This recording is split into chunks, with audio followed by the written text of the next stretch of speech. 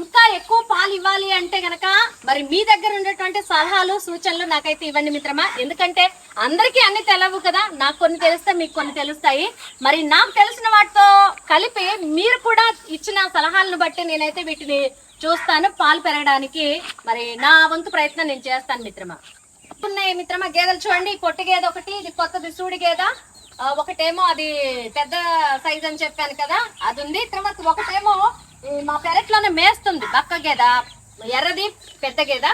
అయితే ఈ వీడియో మీకు నచ్చినట్లయితే లైక్ చేయండి, షేర్ చేయండి, సబ్స్క్రైబ్ చేసుకోండి మిత్రమా. బాయ్.